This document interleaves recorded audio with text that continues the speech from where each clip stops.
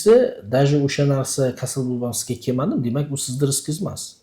Agar sizni rizqingiz deydi sherni og'zida bo'lsa ham deydi, arablar aytadi, u sizga kelib tushadi deydi. Umuman oladigan bo'lsak, men O'zbekistonga kelishimdan maqsad nasamim deydi, oladigan bo'lsak, men Moskvada ham borganlar biladi, juda kasallarim ko'p.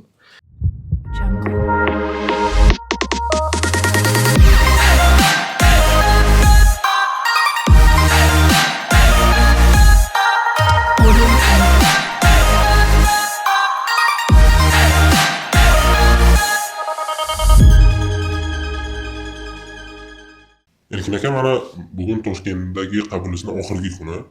Mana bitta narsani so'ramoqchi edim. Mana Moskvadan 4 kishi, 5 kishi bo'lib kelasizlar endi, bu biletni o'zi ancha rasxodlari ko'p. Mana kasal kam bo'lib qolsa, yoki planingiz bo'lmasa agar, yo operatsiyalar kam bo'lsa, endi qanday shu taraflarga qaraysiz? Endi birinchi navbatda to'g'ri aytasiz, har bitta odamning o'zini rashyoti bo'ladi, lekin rejani siz qilasiz-ku, Alloh hal qiladi u rejani. Hammada ham reja bo'ladi. Lekin agar Allohning qazosiga iymon keltirgan odam bo'lsa, shu qanday bo'lgan bo'lsa, shuni qabul qilaman. Bu birinchidan. Ikkinchidan, endi meni rejamga to'g'ri kelmayapti, meni rasodlarimga bu kasallar to'g'ri kelyapti, kasallardan ko'p pul olmaysiz. Bu birinchidan noto'g'ri ish bo'ladi. Kasalga nisbatan bu birinchisi. Ikkinchisi, agar nasamim deyli, biz hammamiz iymon keltirganimiz rizq Xudodanligiga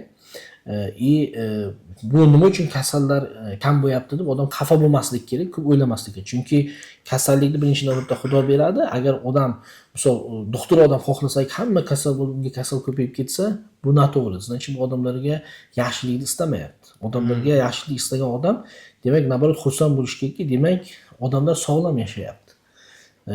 Bitta doktor emas, statistika olib qaraydigan bo'lsak-da, sizga kam-kam balkim ularga ko'p kelyapti, ya'ni har xil fikrlar paydo bo'ladi. Shuning uchun bunga men juda lehqat insistiya qilaman. Birinchidan xursand bo'lamanki, bemorlar kasal bo'lmayapti. Bu juda yaxshi. Kimdadir, qanaqadir bir muammo kamaydi oilasida. Chunki bu hamma uchun nafaqat bu moddiy jihatdan, ma'naviy jihatdan ham muammo har bir oila uchun. Bu birinchisi. Ikkinchisi, даже o'sha narsa kasal bo'lgan sizga kelmadi, demak bu sizni rizqingiz emas. Agar sizni rizqingiz deydi sherni og'zida bo'lsa ham deydi, arablar aytadi, u sizga kelib tushadi deydi. U yeyolmaydi o'sha go'shtni. Agar sizga o'sha atalgan bo'lsa-da. Shuning uchun birinchidan ya'ni bunaqa rasxod olasiz, shot qilasiz, nimaiki bo'lsa o'shani qabul qilasiz. Agar to'g'ri kelmasa, Xudodan ekan deysiz, ketaverasiz. Lekin albatta bu ishga sabab ustiga qurilgan, sabab qilasiz. Hamma ishda va sabab to'g'ri qilgan bo'lsangiz, bu yoq hammasi Xudodan deb aytiladi.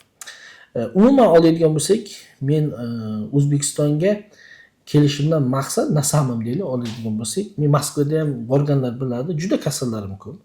Ya'ni ko'p kishilar yozadi, siz Rossiyada ekansiz, biz bora olmaymiz, nimaga kelmaysiz, nimaga ko'p doktorlar Moskvada yaxshi nuqtalar yoki Rossiyada deydi. Shuning uchun kelamiz kasallarning talablariga binoan. Bo'lmasam bizga o'xshagan bu yerda ham doktorlar bor, mana shogirdlar tayyorlayapmiz, ular ham xuddi bizning metodika bilan qiladi. Endi bizga ixlos qilganligi uchun biz kelib shu kasallarni qabul qilamiz.